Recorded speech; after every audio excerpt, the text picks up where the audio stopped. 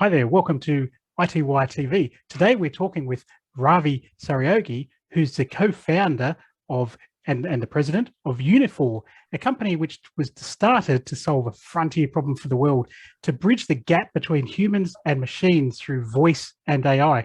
So Ravi, I'm delighted to meet with you and to talk to you. Thank you for joining me today.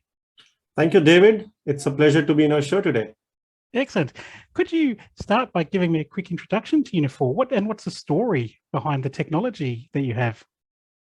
Well, thank you, David. Uniphore has existed since 2008. We are a deep tech early leader in conversational automation with our offices today present in North America, Europe, and multiple parts of Asia and Australia. Uniphore basically is in a business of enabling transformation for the front office using voice, video, AI, and automation. Our vision is to disrupt an outdated customer service model by bridging a gap between human and machine using voice, AI, automation, and to ensure that every voice, every interaction, every call, or every other conversation that a customer has with its enterprise is truly heard, understood, and delivered with the right output by the agents. Uniphore has, over the years, have also raised multiple rounds of capital. Right on February 16th, which is exactly a couple of days back, we announced our Series E fundraise with a funding round of $400 million, taking our total funding to $610 million over the years. And now the company is valued at $2.5 billion and offices and presence across 15 plus countries globally today. Wow, that's brilliant. When you mentioned the term conversational AI, could you maybe expand a bit more on that? What is conversational AI and how practically do you use that to help companies like here in Australia or elsewhere in the world?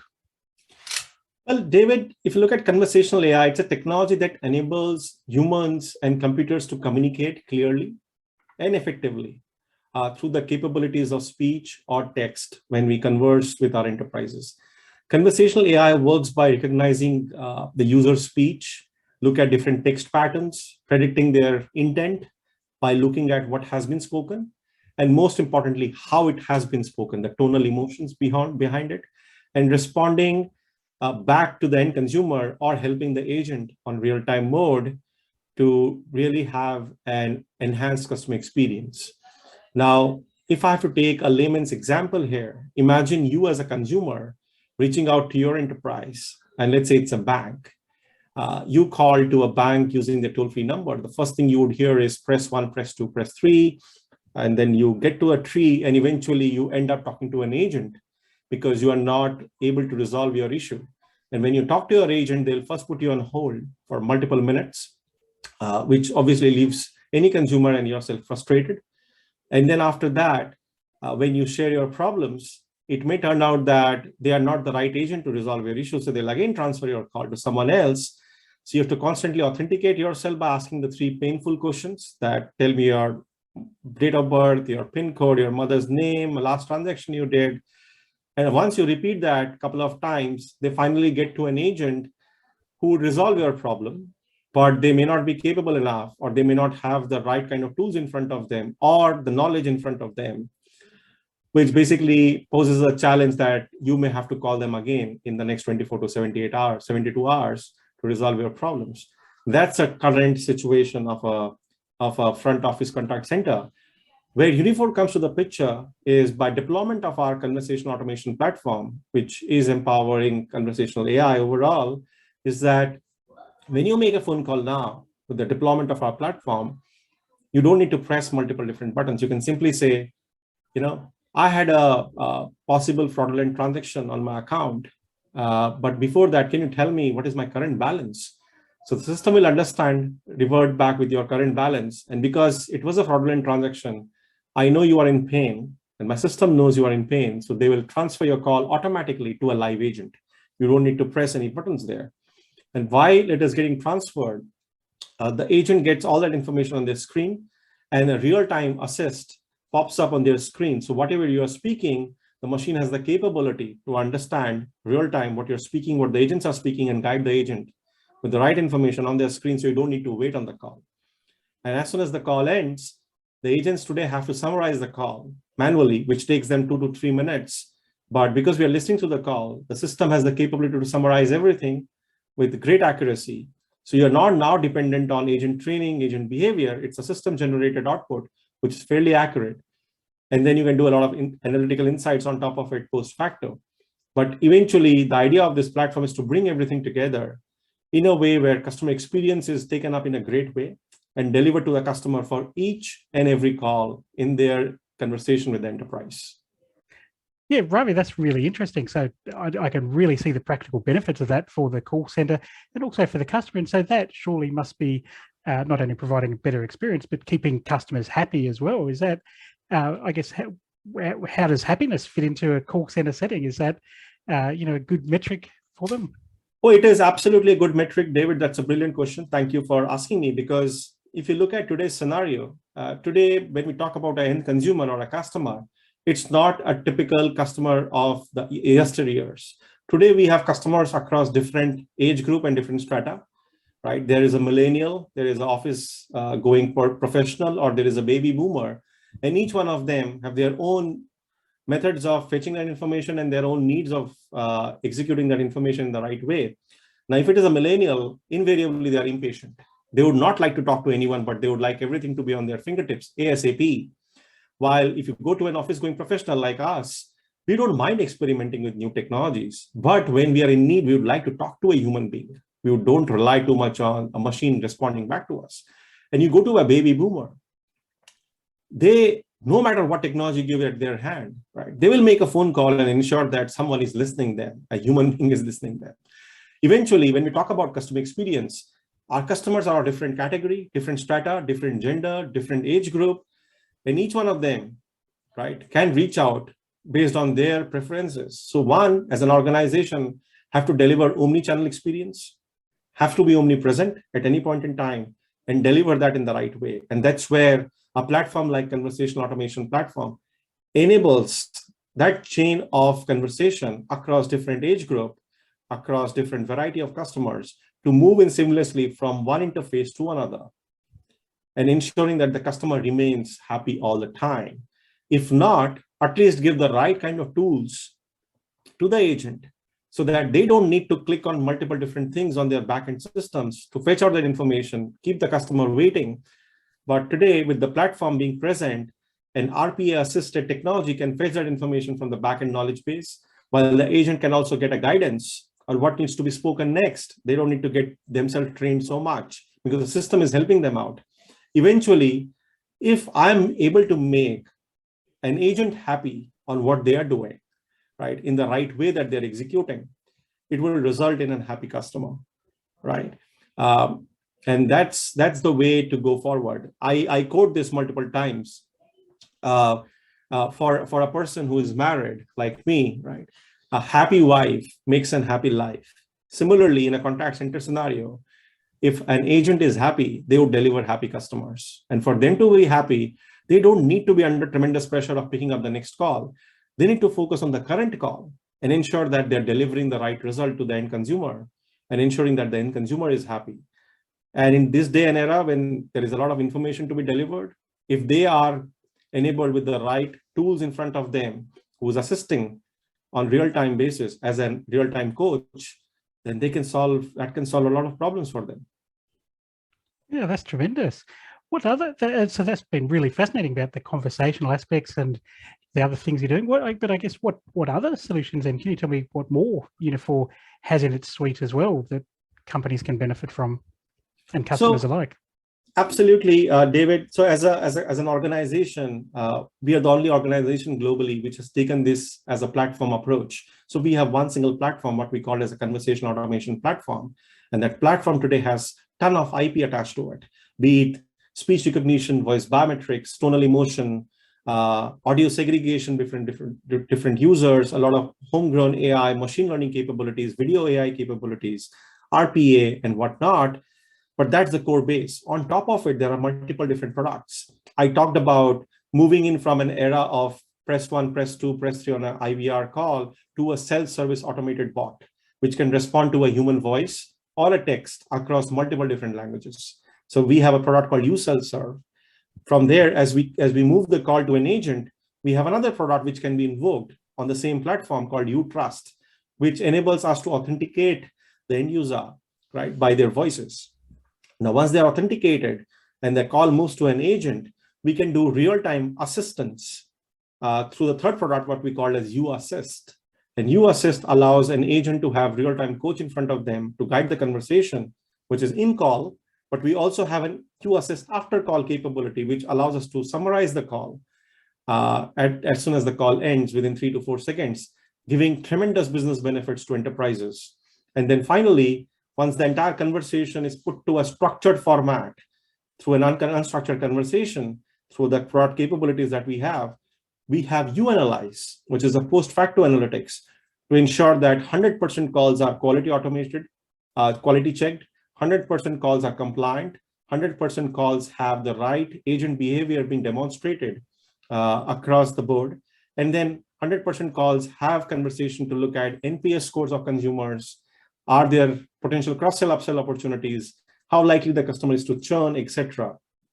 So to summarize this, there are multiple products on the product portfolio on top of the platform, which is uSelf-Serve, uTrust, uAssist, uAnalyze. Today, serving more than 150 plus enterprises globally on our interfaces. Yeah, that's fantastic. And actually, in this time with this pandemic, certainly improving customer happiness has never been more important. Do you think that, I mean, we talked about other ways people can consume information or get results, but do you think that the pandemic's driven a greater demand for human interaction with call centers by any chance?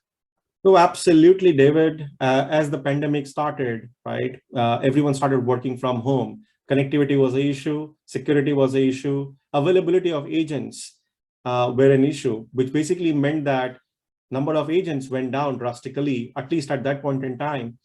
And what also happened is that because we were unable to reach to a bank branch or a telecom service provider office or an insurance office, we had no other option but to make a phone call to resolve our issues.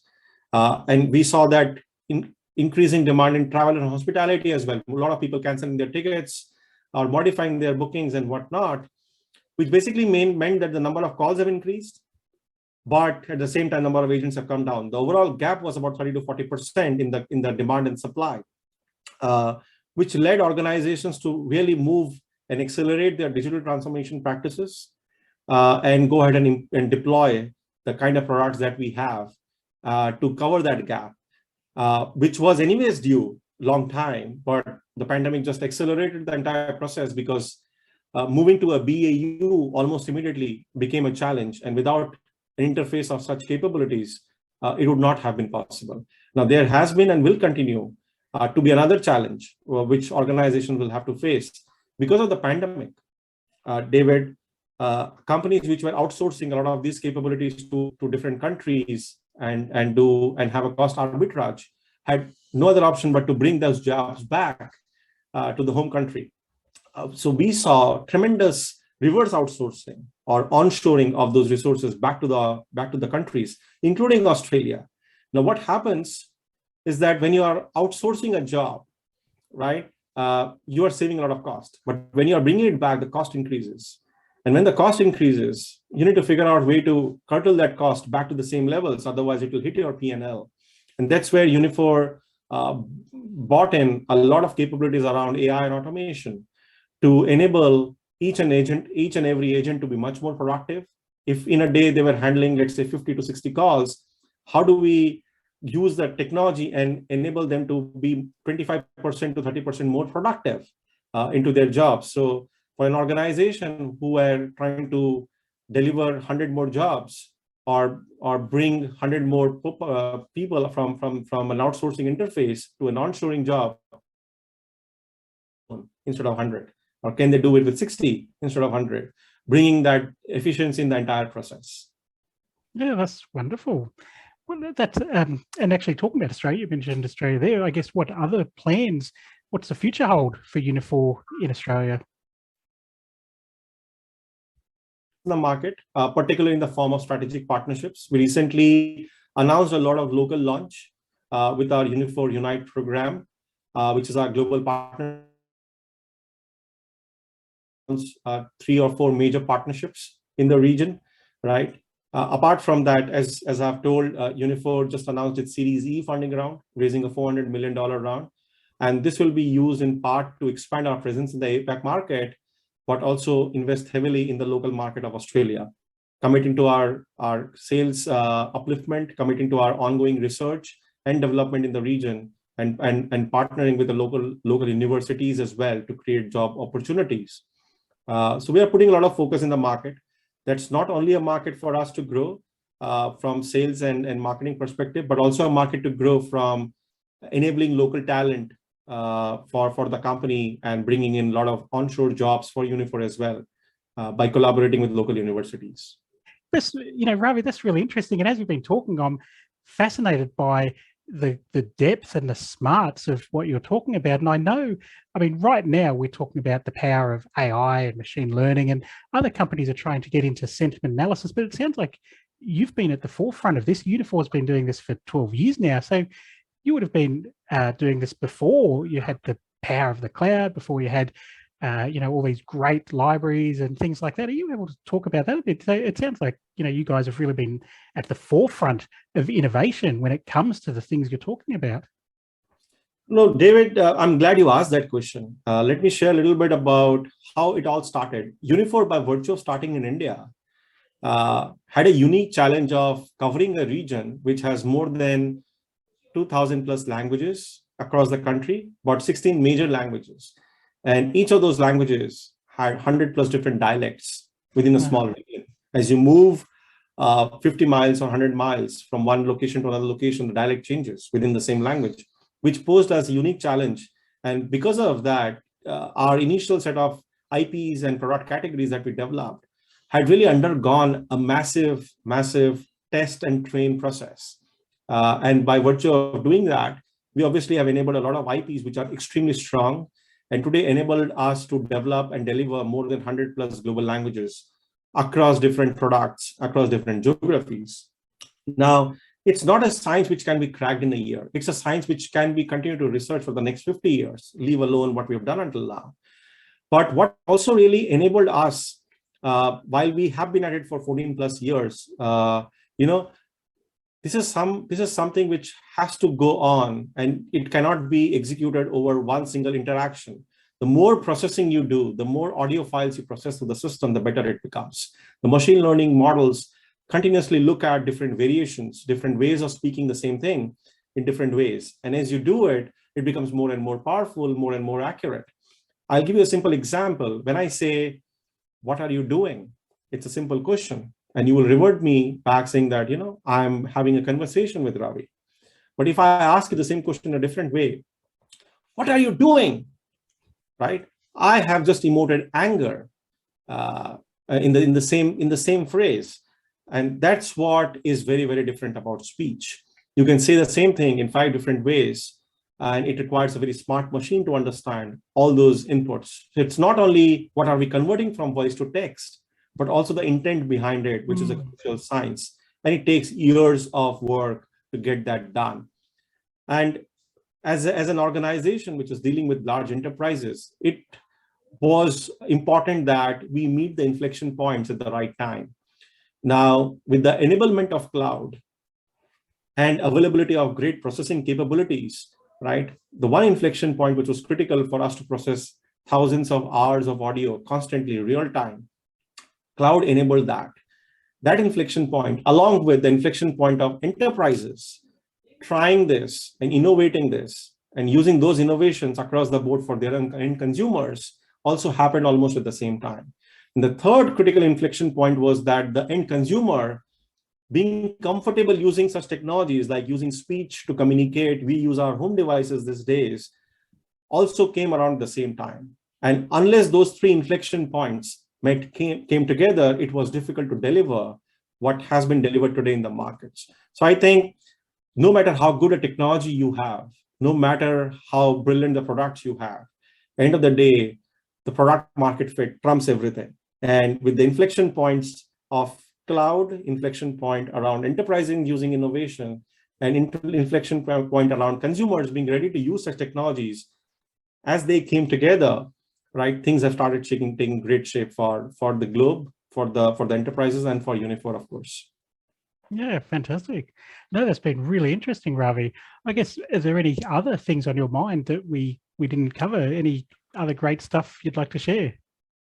No, David, it has been an excellent interaction. Thank you so much for posting your question. Now, I would like to conclude that as a pioneer in conversational AI and automation, Uniphore was founded with the vision to become a defining conversational AI and automation platform to maximize the value of every enterprise conversation. Right today, with the funding that we have, and with the kind of acquisitions that we have made recently in the form of Emotion Research Lab in the video AI space, or Jakarta in a form of contact center RPA capability, right? And with massive year-on-year growth, Uniphore today is the global leader in its space.